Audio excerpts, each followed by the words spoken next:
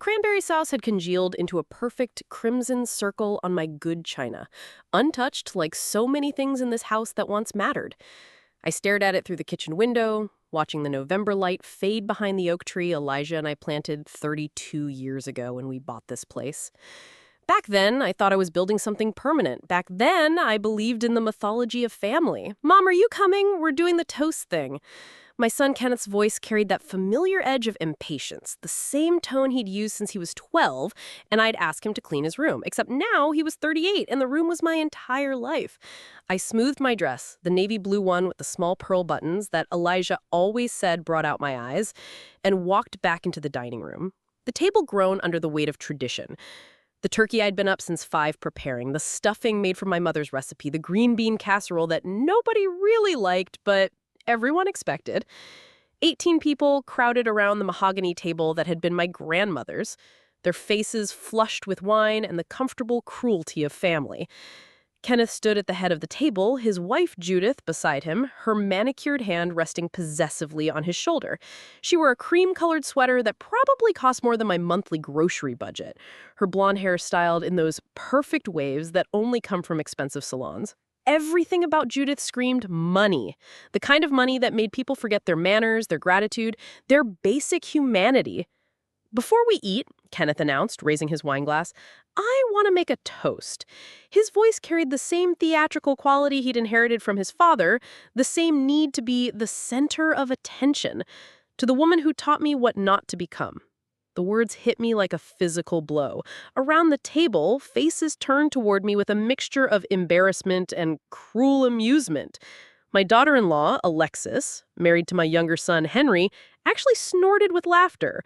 My grandson, Paul, barely 20, looked down at his plate, his face red with secondhand shame. But the others, they were enjoying this. They were feeding off my humiliation like vultures. "Kenneth," I said quietly, my voice steadied despite the earthquake happening in my chest. "What, Mom? It's just a joke," he grinned, that same boyish smile that had gotten him out of trouble his entire life. "Come on, you know I'm kidding. You taught me to work hard, to not settle for less. You taught me what mediocrity looks like, and I vowed to never live like that." Mediocrity. The word echoed in my mind as I looked around the table at the feast I'd spent 3 days preparing, at the house I'd maintained with my own hands for 3 decades, at the faces of the people I'd sacrificed everything for. This was mediocrity, according to my eldest son.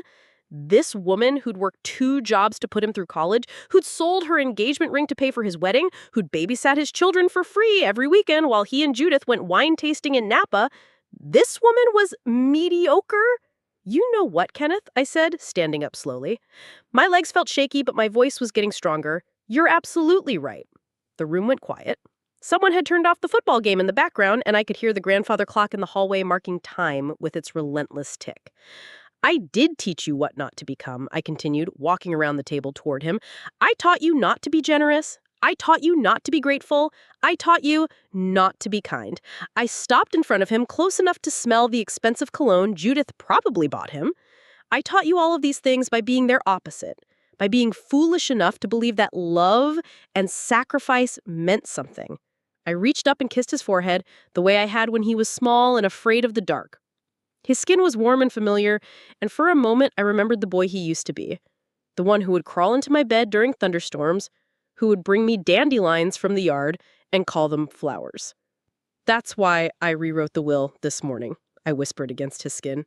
"Happy holidays." The silence that followed was different from the one before. This wasn't the uncomfortable quiet of social awkwardness. This was the silence of a house right before the roof caves in, when everyone knows something catastrophic is about to happen. But no one can quite process it yet. Kenneth's face went white. "What did you say?" I said, I rewrote the will this morning at 9 a.m. to be precise. Harold Stevenson has been my lawyer for 23 years, and he was very understanding about the urgency. I looked around the table at all the faces staring back at me.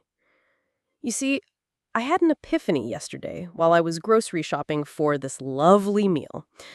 I was buying organic turkey because Judith mentioned she only eats organic, and I was calculating how much I'd have to take out of my retirement fund to afford it, when I realized something. I paused, letting the words settle. In the kitchen, the timer was going off.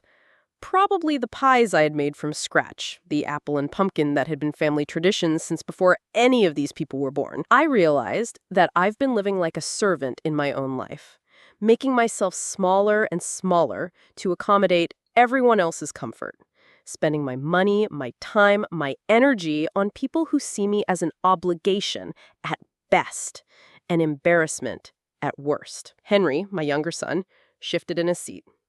Mom, what are you saying exactly? I'm saying that the house you've been planning to inherit, Kenneth, the one you and Judith have been measuring for that kitchen renovation, it's not going to you anymore. None of it is. The timer kept ringing in the background, insistent and sharp. But nobody moved to turn it off. Nobody moved at all. Where's it going?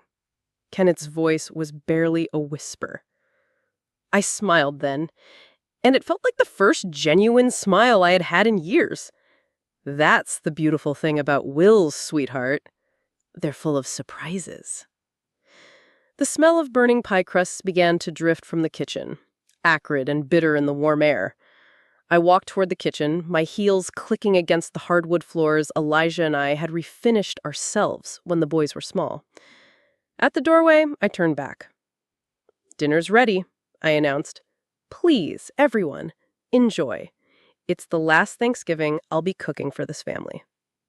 As I disappeared into the kitchen, I heard Kenneth's chair scrape against the floor, heard Judith's sharp intake of breath, heard the murmur of voices rising like a tide.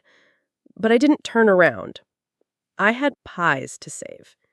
And for the first time in decades, I was saving something just for myself. The kitchen was filled with smoke.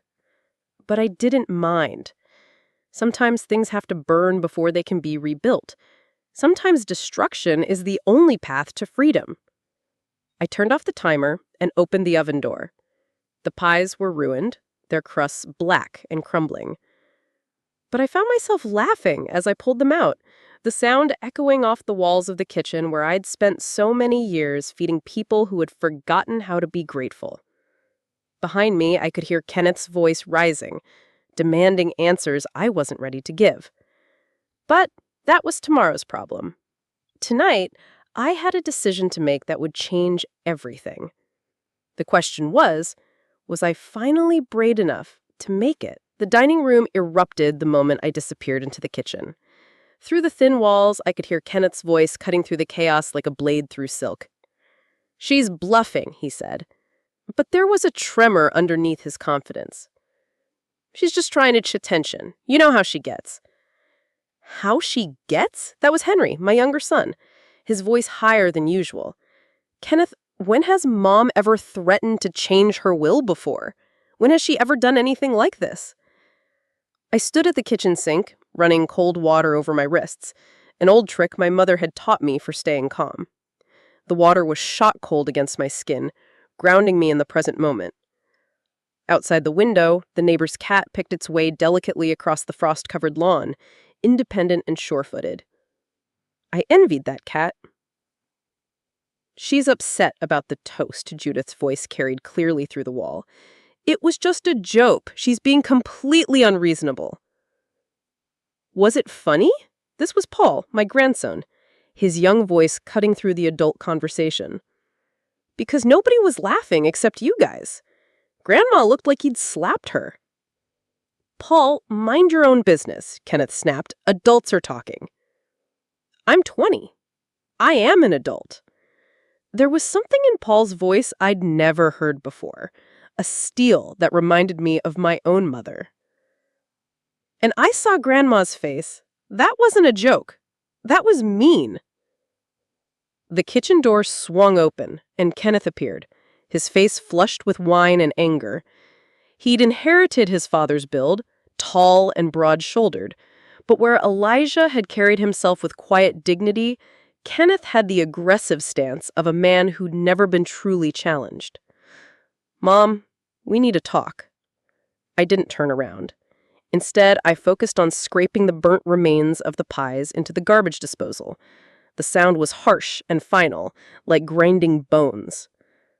I'm busy cleaning up your mess. My mess? His voice rose an octave. You're the one who just announced you're cutting your own children out of your will over a harmless joke. Harmless? I turned around slowly, leaning against the counter. Tell me, Kenneth, what's harmless about humiliating your mother in front of 18 people? What's harmless about calling her mediocre after she spent the last 3 days preparing a feast for your ungrateful family? He ran his hands through his hair, a gesture I recognized from his childhood, the same movement he'd made when caught in a lie. Look, maybe I went too far. But maybe, I laughed, but there was no humor in it. Kenneth, you looked me in the eye and called me everything you didn't want to become. You turned my love into a cautionary tale. You made me into a warning. That's not what I meant. Then what did you mean? I took a step toward him, and he actually stepped back. Explain to me what you meant when you said I taught you not to settle for mediocrity. Explain how that was supposed to be a compliment. Behind Kenneth, Henry appeared in the doorway, his wife Alexis hovering behind him. Henry had always been the gentler of my two sons, more like his father in temperament, but even his face was hard now, calculating.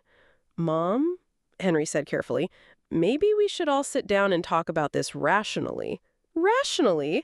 I wiped my hands on my apron, the one with the faded sunflowers that Kenneth had given me for Mother's Day when he was 8.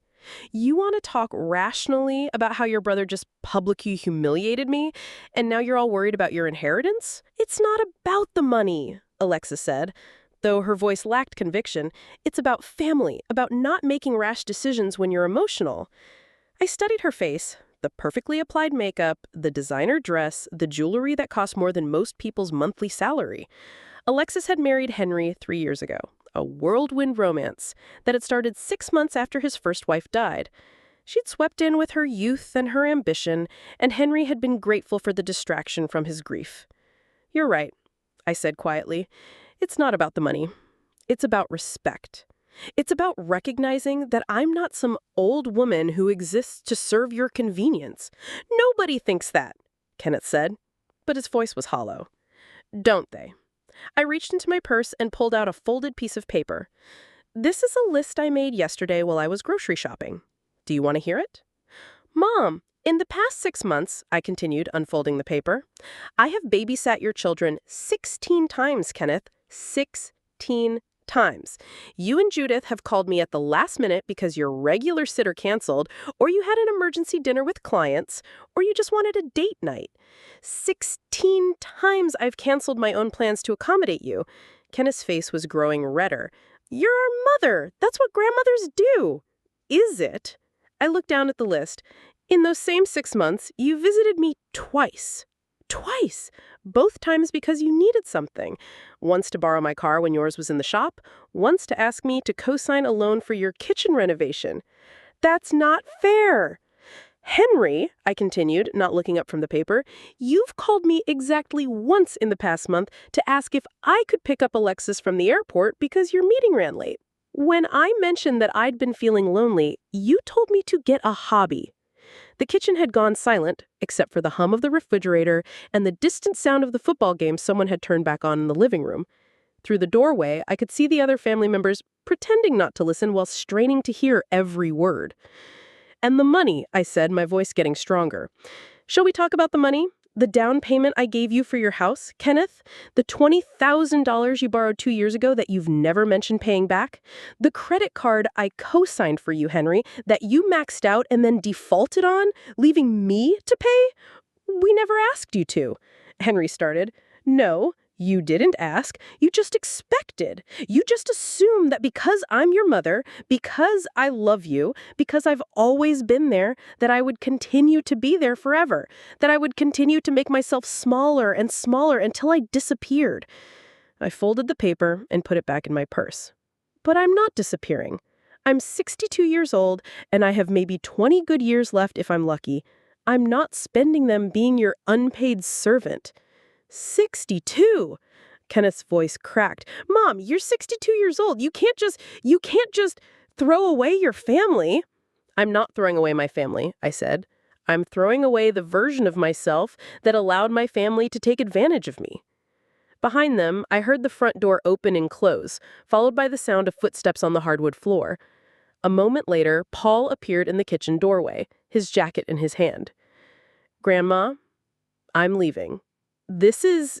He looked around at the adults in the room, his young face full of disgust. "This is gross. All of it." "Paul," Kenneth said sharply, "you're not going anywhere. We're having a family discussion." "No," Paul said, and his voice was calm and clear. "You're having a family intervention because you're worried about your inheritance. There's a difference." He walked over to me and kissed my cheek. "Happy Thanksgiving, Grandma. I'm sorry they're being such..." "Language," Alexis said automatically. "Truth," Paul replied. He looked at me again. "Can I call you tomorrow? I want to hear about this will thing when they're not around." I smiled at him. The first genuine smile I'd felt all day. I'd like that. After Paul left, the kitchen felt smaller, more suffocating. Kenneth and Henry exchanged glances, some silent communication passing between them. They were planning something. Strategizing, I could see it in their faces. "Mom," Henry said finally, "maybe you should talk to someone. A therapist or..." "Or what?" I interrupted. "A doctor? Someone who can declare me mentally incompetent so you can contest the will?" The look that passed between my sons told me everything I needed to know. They had already thought of that. They were already planning my destruction. "Get out," I said quietly. "Mom, get out of my house." My voice was still now, forged in the fire of 38 years of motherhood and disappointment. "All of you, now. You can't just..."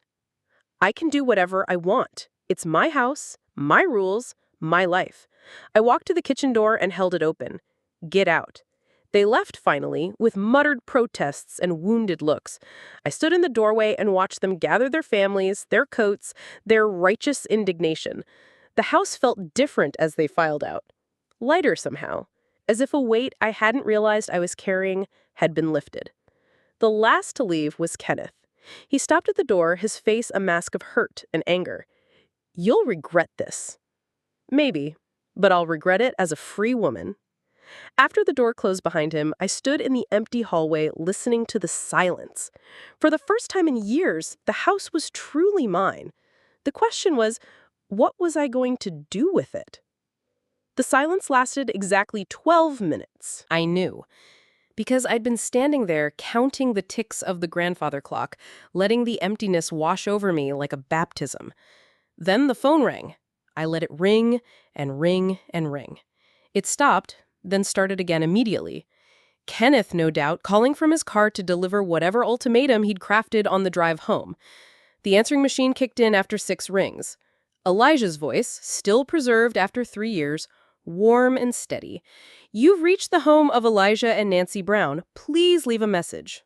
"Mom, it's Kenneth. Pick up the phone. We need to discuss this like adults. You're making a mistake, and I'm trying to help you fix it before you do something you'll regret forever." Click. The phone rang again 30 seconds later. "Mrs. Brown, this is Judith. I think there's been a misunderstanding. Kenneth is upset, and I think we should all sit down tomorrow and talk through this calmly. I'm sure we can work something out." Work something out. As if my dignity were a business negotiation. Click. The third call came 5 minutes later. Henry this time, his voice tight with anxiety. "Mom, Kenneth told me what you said about the will. Look, if this is about money, we can talk about that. Maybe we can set up some kind of arrangement. Call me back, okay? Don't do anything rash." An arrangement. My own son wanted to negotiate the terms of my love. I walked to the answering machine and unplugged it. Then I unplugged the phone in the kitchen, the one in my bedroom, the one in Elijah's old study. The silence that followed wasn't empty anymore. It was full of possibility. I poured myself a glass of the good wine, the bottle I'd been saving for a special occasion that never seemed to come. The Bordeaux Elijah had bought for our 30th anniversary. The one I told myself I'd drink when the boys graduated, when they got married, when they had children, when they finally appreciated what I'd sacrificed for them. Well, tonight was special enough. Tonight was the night I stopped waiting for permission to live my own life. The turkey sat abandoned on the dining room table, its golden skin now cold and congealed. 18 place settings surrounded it like a jury of my former life, each plate bearing witness to the woman I used to be, the one who measured her worth by how well she could serve others. I began clearing the table methodically, scraping plates into the garbage disposal, stacking china with the practice efficiency of decades. But instead of washing them, I carried them to the kitchen island and left them there. Tomorrow's problem. Tonight belonged to me. The wine was making me brave. Or maybe it was just the absence of their voices, their needs, their constant low-level disapproval. I walked upstairs to my bedroom, mine now, not ours. Elijah had been gone 3 years, and opened the closet, behind the sensible dresses and cardigans, behind the clothes I wore to blend in and take up less space, hung the red dress I'd bought the week after Elijah's funeral and never worn. I tried it on in the store, shocking myself with how it transformed my reflection. The color brought out the silver in my hair, made my skin glow. The cut was elegant but daring, nothing like the shapeless garments I'd been hiding in. The saleswoman, a girl young enough to be my granddaughter, had clapped her hands and said, "You look beautiful! You should definitely get it." But when I brought it home, Kenneth had been there, fixing a leaky faucet. He'd seen the shopping bag and made some comment about dressing my age, about not wanting to embarrass myself. So the dress had hung in my closet for 3 years, tags still attached, waiting for courage I wasn't sure I possessed. Tonight, I possessed it. I slipped out of the navy dress with its sensible buttons and stepped into the red one. The silk whispered against my skin like a secret. I looked at myself in the full-length mirror Elijah had installed when we'd remodeled the bedroom 10 years ago. The woman looking back at me wasn't the mediocre mother Kenneth had toasted. She was someone entirely different, someone with fire in her eyes and steel in her spine. My phone buzzed on the nightstand, a text from an unknown number. "Grandma, it's Paul. I saved your number from Dad's phone. Are you okay? That was really badass what you did tonight. Call me if you need anything." I smiled, typing back, "I'm more than okay. Thank you for standing up for me." His response came immediately. "They deserved it. Dad and Uncle Kenneth have been talking about you for years when you're not around. I'm sorry I never said anything before." The wine and the revelation hit me simultaneously. They'd been mocking me behind my back, turning my love into a joke they shared when I wasn't there to hear it. The woman who'd given them everything had become their private source of entertainment. My fingers trembled as I typed, "What kind of things? Maybe we should talk in person. Are you free for lunch tomorrow? Somewhere they won't look for you." "Yes." Text me the address. I set the phone aside and walked to Elijah's study, the room I'd kept exactly as he'd left it. His books lined the shelves, his reading glasses still sat on the desk next to the crossword puzzle he'd been working on the morning he died. I'd turned it into a shrine, but tonight it felt like a prison. On his desk, next to the glasses, lay the folder Harold Stevenson had given me that morning.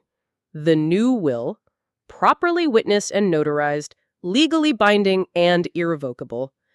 I opened it and read through the pages again, savoring each carefully chosen word. "To my sons, Kenneth and Henry, who taught me the difference between love and obligation, I leave $1 each in recognition of the exact value they placed on my contributions to their lives.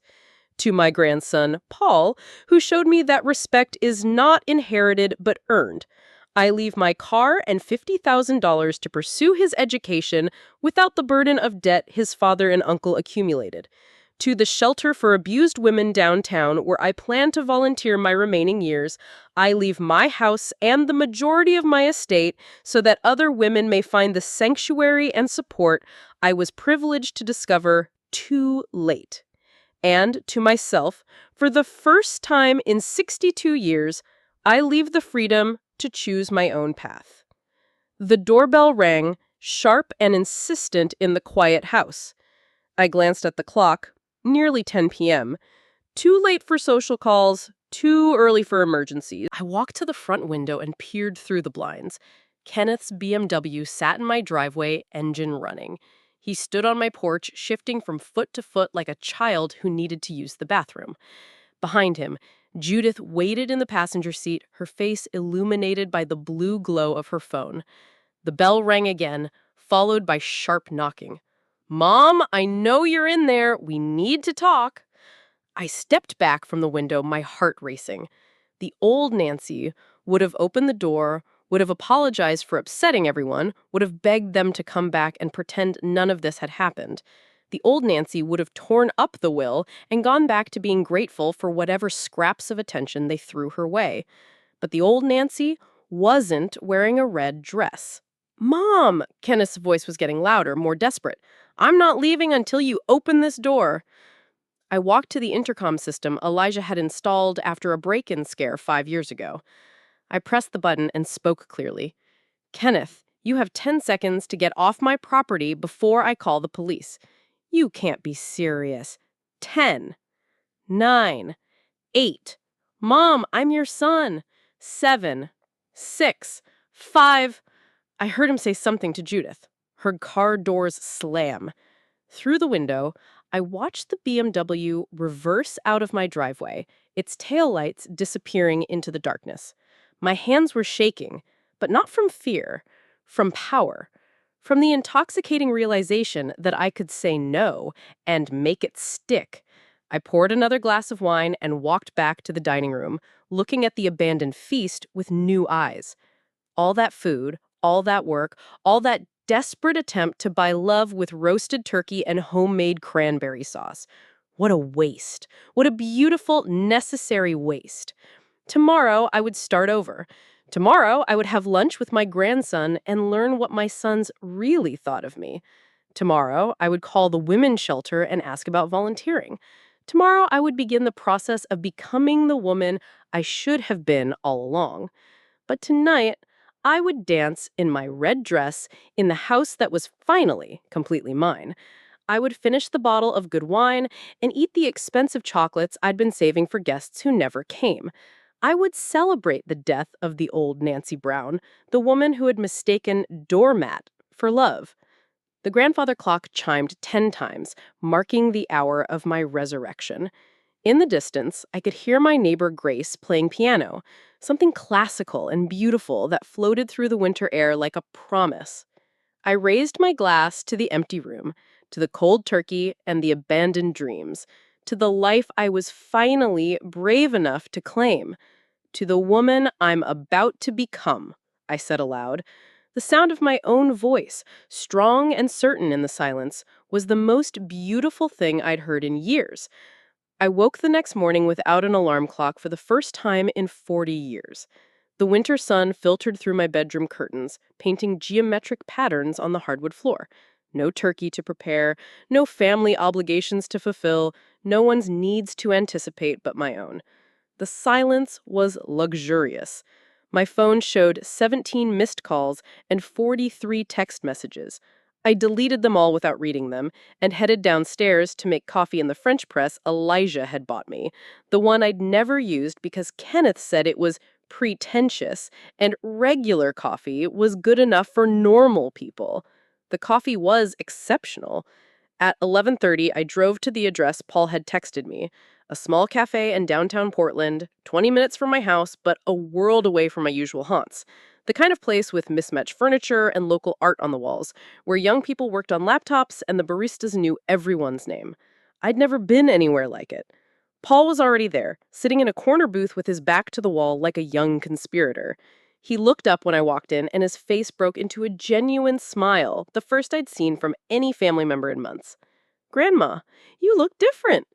I was wearing the red dress under my wool coat paired with boots I'd bought years ago, but never worn because Judith said they were too young for me. I feel different.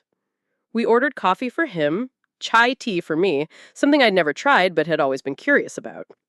Paul fidgeted with his napkin, looking older than his 20 years. "So," he said finally, "how much trouble am I in for yesterday?" "With me? None." "With your father? I imagine quite a bit." He laughed, but there was no humor in it. He called me at 6 in the morning, told me I was manipulated by an unstable old woman, and that I needed to think about my future before I chose sides. And what did you tell him? I told him I wasn't choosing sides. I was choosing right over wrong. Paul looked at me directly, his young face serious. Grandma, what they've been saying about you, it's not okay. My chai arrived, warm and spiced with cardamom and cinnamon. I wrapped my hands around the mug, letting the heat steady me. Tell me, I said. Are you sure you want to know, Paul? I spent 62 years protecting myself from uncomfortable truths. I'm done with that now. He nodded and pulled out his phone, scrolling through what looked like a group text. This is from last month. Dad, Uncle Kenneth, Aunt Judith, and Aunt Alexis. They have a group chat called Dealing with Nancy. The name hit me like a physical blow. I was a problem to be dealt with, a burden to be managed. Read it to me. Paul's voice was quiet, ashamed. Uncle Kenneth wrote, Mom called again about feeling lonely. Judith thinks we should just let her get a cat and stop expecting us to be her entertainment. Then Dad responded, she needs to accept that we have our own lives. The constant guilt trips are getting old. And Aunt Judith wrote, at least when she dies, we won't have to pretend to care about her feelings anymore. I set down my mug carefully, my hands remarkably steady. When she dies, there's more. Paul's voice was barely audible. Uncle Kenneth said, thank God left everything to her in the will. When it comes to us, we can finally sell that house and split the money. Maybe then we can afford to put the kids in private school. They'd been planning my death. Not hoping for it exactly, but certainly planning for it, anticipating it, calculating the profits from my corpse. The house that Elijah and I had built our life in, where I'd raised their father, where I'd created every good memory they possessed. It was just real estate to them. Paul, I need you to understand something. What I'm about to do, it's going to get worse before it gets better. Your father and uncle are going to be very angry with you for telling me this. I don't care. His voice was firm, adult. They're wrong. You're not a burden. You're not mediocre. You raised 2 successful men. You took care of Grandpa until he died. You've been the backbone of this family for decades, and they treat you like you're some embarrassing relative they have to tolerate. I reached across the table and took his hand. Thank you for seeing me. For seeing the truth. So, what's your plan? I smiled, and I could feel the edge in it. Patience. Strategic patience. Over the next 2 hours, Paul told me everything. The loans I'd co-signed that they'd never intended to repay. The times they'd laughed about my pathetic attempts to stay relevant in their lives. The way they'd mocked my loneliness, my cooking, my clothes, my entire existence whenever I wasn't around to hear it. With each revelation, I felt something inside me crystallize into diamond-hard resolve. This wasn't just about the will anymore. This was about justice. When we left the cafe, Paul hugged me goodbye and promised to call every week. Not because I asked, but because he wanted to. I drove home with a clarity I hadn't felt in years. The house felt different when I walked in. Not empty, but spacious, full of potential. I went upstairs to Elijah's study and called the number I'd looked up that morning. Safe Harbor Women's Shelter. This is Eddie speaking. Hello, my name is Nancy Brown. I'd like to volunteer. That's wonderful. Can you come in this week for an interview? We always need people who... Actually, I interrupted. I'd like to discuss a larger donation as well. I'm planning to leave my house and estate to your organization, and I'd like to understand how you'd use the resources. The silence on the other end lasted several heartbeats. Mrs. Brown, perhaps you should speak to our director. Can you hold for a moment? 5 minutes later, I had an appointment for Monday morning. My next call was to Harold Stevenson, my lawyer. Nancy, I've been expecting your call. I imagine yesterday was eventful. Harold, I need you to draw up one more document, a letter of intent regarding my estate, to be delivered to my sons immediately.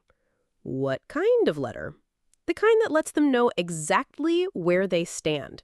I want them to understand that their inheritance isn't delayed. It's gone permanently. and I want them to know why. Nancy, are you certain about this? Once I send that letter, there's no taking it back. I thought about the group chat labeled Dealing with Nancy. I thought about Kenneth's toast, about Judith's casual cruelty, about 38 years of taking their contempt and calling it love. Send it today, Harold. All of it. Every detail of the new will, every reason for the changes, every dollar they're not getting.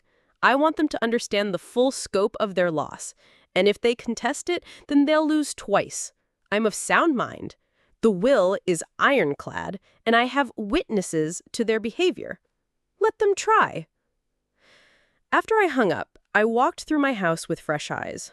Every room held memories of the woman I used to be, the one who'd cooked and cleaned and sacrificed and served, always hoping that enough love would eventually be returned.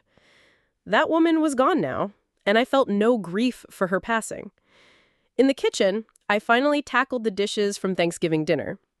But instead of my usual careful efficiency, I moved slowly, thoughtfully. Each plate represented a choice I was making. To keep this one because I liked its pattern. To donate that one because it only reminded me of obligation. I was curating my life for the first time, keeping only what brought me joy. My phone rang at 3. Kenneth, of course. I answered on the 4th ring. Hello, Mom? His voice was tight, controlled. I just got a very interesting letter from your lawyer. I imagine you did. We need to talk, all of us, tonight. No, we don't. Mom, you can't be serious about this. Leaving everything to strangers? Cutting out your own sons over a stupid joke? It wasn't a joke, Kenneth, and they're not strangers. They're women who understand what it feels like to be undervalued and discarded. They'll appreciate what you never could. This is insane. You're throwing away our family over... I'm not throwing away our family. I'm simply acknowledging that it never existed in the first place. You and Henry made that clear yesterday. The silence stretched between us, crackling with 38 years of resentment and disappointment. You'll regret this, he said finally. The only thing I regret is waiting so long to do it. I hung up before he could respond. The afternoon light was fading when I heard a car in my driveway. Through the window, I watched Henry get out of his sedan. His shoulders slumped with defeat. He walked to my door slowly, like a man approaching a funeral. This time, I opened it. Hello, Henry.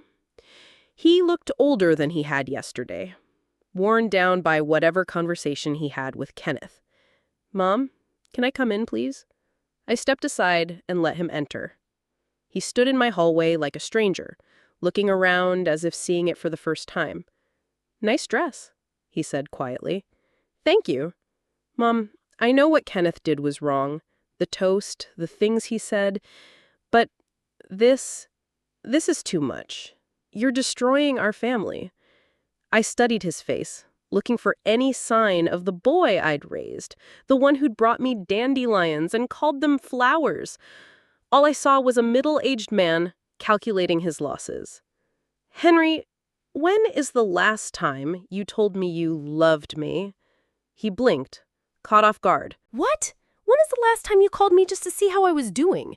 When did you last visit without needing something? That's not fair, isn't it? I walked to the living room and sat down, gesturing for him to join me. Tell me about your life, Henry. Tell me about your marriage, your work, your dreams. Tell me anything that isn't about what you need from me. He sat on the edge of the couch, his hands clasped between his knees. For a long moment, he said nothing. I can't, he whispered finally. Because you don't see me as a person, I said gently.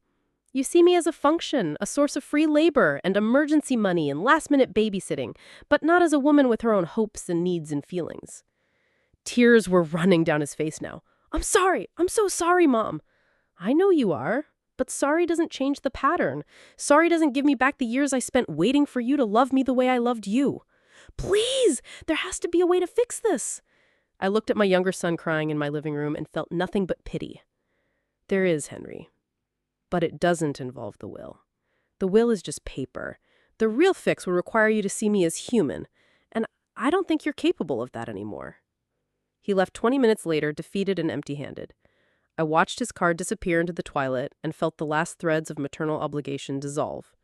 Tomorrow, I would begin my new life in earnest. Tonight, I would savor the sweetness of justice, finally, perfectly served. The phone rang again, but I didn't answer. I had better things to do than deal with Nancy. 3 months later, I stood in the main hall of Safe Harbor Women's Shelter, watching Abigail Waters arrange fresh flowers on the reception desk. The daffodils were just beginning to bloom. Early spring in Oregon, full of promise and new beginnings. Abigail was one of the residents, a woman my age who'd fled an abusive marriage after 35 years, arriving with nothing but the clothes on her back and a lifetime of fear. "These are beautiful," I told her, adjusting one of the yellow blooms. "They brighten the whole room." "My grandmother always said daffodils were hope flowers," Abigail replied, her voice still soft from years of speaking carefully. "They push through the frozen ground when everything else is still sleeping." Hope flowers. I liked that. The shelter had welcomed my donation with a mixture of gratitude and disbelief. A 4-bedroom house in Portland's Laurelhurst neighborhood, plus enough money to run their operations for 5 years without worrying about funding. Eddie Chase, the director, had cried when I'd signed the papers. "You understand this changes everything for us," she'd said. "We can expand our programs, provide longer-term housing, offer job training. You're giving these women their lives back." What I hadn't told her was that I was giving myself my life back too. My new apartment was small, but mine. A 1-bedroom place 6 blocks from the shelter, walking distance from the cafe where Paul and I met every Tuesday for lunch. I'd kept only what brought me joy: Elijah's books, my grandmother's china, the red dress that had started my revolution, and a few photographs of the boys when they were small and still capable of love. Everything else had been donated or sold, including the engagement ring Kenneth had always assumed would go to Judith. "Nancy," Eddie appeared in the hallway with her clipboard in hand. "The new intake is here. Would you mind helping her get settled?" This was my favorite part of volunteering, the moment when a woman crossed our threshold and realized she was safe. I'd been there for dozens of these moments over the past 3 months, each one a small miracle of courage and survival. The woman waiting in the intake room was younger than me, maybe 45, with dark hair and the hollow-eyed look of someone who'd been running on fear for too long. Her name was Joan Bell, and she clutched a small suitcase like a lifeline. "Welcome to Safe Harbor," I said, sitting across from her. "I'm Nancy. I help new residents get oriented." "Is it true," she asked, her voice barely above a whisper, "that I can stay here as long as I need? That he can't find me?"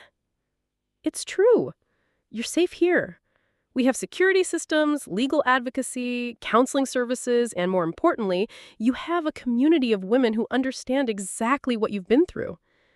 Joan started crying. Then, not the desperate sobs of grief, but the quiet tears of relief. I handed her tissues and sat with her in the silence, remembering my own moment of awakening 3 months earlier in a kitchen filled with smoke and burnt pies. "How long does it take?" she asked finally. "What? To stop feeling like you're nothing? To remember who you were before you disappeared into someone else's definition of you?" I smiled.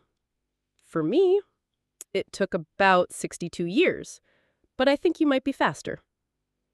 After I'd helped Joan settle in her room, I walked the 6 blocks home through the crisp March air.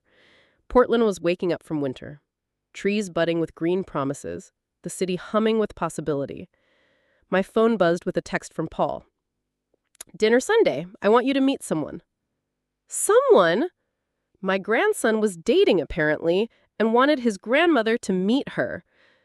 The thought filled me with a warm satisfaction that had nothing to do with matchmaking and everything to do with being chosen, being included, being valued. I texted back, "I'd love to. Should I cook?" "God, no. Let's go somewhere nice." "You've done enough cooking for one lifetime." As I climbed the stairs to my apartment, I could hear music drifting from 2B. My neighbor Grace, a retired music teacher who played piano every evening. She'd become an unexpected friend, this woman who lived alone by choice and thrived in her solitude. We had coffee together most mornings, sharing stories and silence in equal measure. "Nancy," Grace called from her doorway as I passed. "Perfect timing. I just made too much soup again." This was Grace's way of taking care of people, pretending she'd accidentally made too much food, when really she was making sure her friends were fed. I appreciated the dignity of it, the way she offered care without making the recipient feel like a charity case. I'd love some. Let me grab wine. We ate in her living room, surrounded by plants and books and the comfortable clutter of a life well lived. Grace was 73, had never married, and radiated a contentment I'd never seen in any of my married friends. She was what I was learning to become, complete unto herself. "How are the boys this week?" she asked, knowing that Kenneth and Henry had been calling daily since the will reading. Persistent. Kenneth showed up at the shelter yesterday, demanding to speak to Eddie about my mental state. She had security escort him out. Grace laughed. "I like this Eddie woman more every day. Henry's been leaving flowers on my car, expensive arrangements with guilt-inducing cards about forgiveness and family." "And how does that make you feel?" "Nothing." The honesty of it surprised me. I feel nothing.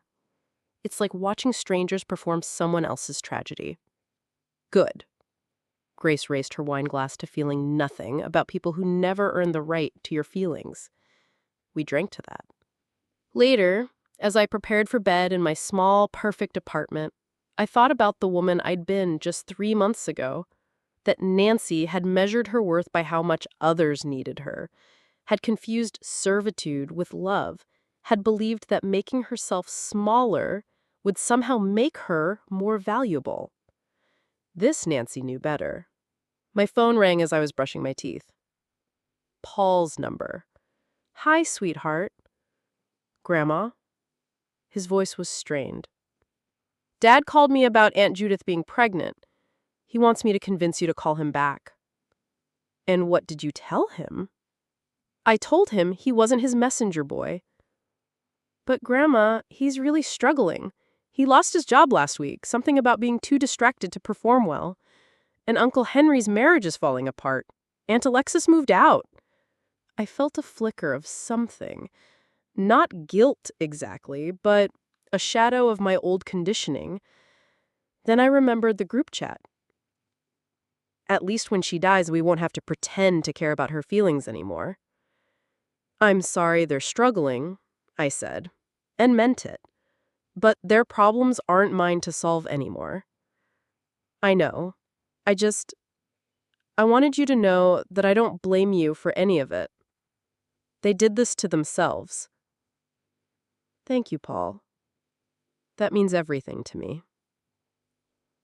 After we hung up, I continued sorting clothes with steady hands. A red sweater that would look beautiful on Abigail, a business suit that might help one of our residents find work, a child's jacket that broke my heart a little bit, donated by a mother who'd fled with nothing but her children and her courage. Each item was a story, a life disrupted and rebuilt, like mine. That evening, I sat in my living room with a cup of tea and Elijah's copy of Middlemarch, a book I'd always meant to read, but never had time for when I was busy managing everyone else's needs. The light from my reading lamp pulled golden on the pages, and outside my window, the city hummed with the gentle noise of people living their lives. I thought about Kenneth's voicemail, about the baby who was coming, about the family gatherings I would never attend again. There was sadness in it, but not regret. Some doors, once closed, should never be reopened. My phone buzzed with a text from Eddie. "New family arriving tonight. Mother with 3 kids fleeing domestic violence. Could use your help tomorrow with intake." I texted back, "I'll be there." Because this was my family now. These women and children who understood the cost of survival, who knew that sometimes love means walking away, who were learning what I'd learned, that your worth isn't determined by how much you can endure, but by how much you're willing to demand. The daffodils in my window box were blooming, pushing through the last of winter's grip with determined beauty. Hope flowers, Abigail had called them. I touched the glass and smiled. Tomorrow there would be new stories, new beginnings, new women discovering their own strength, and I would be there to witness it all, free and whole and finally, completely myself. The woman who had taught her sons what not to become had become exactly who she was meant to be.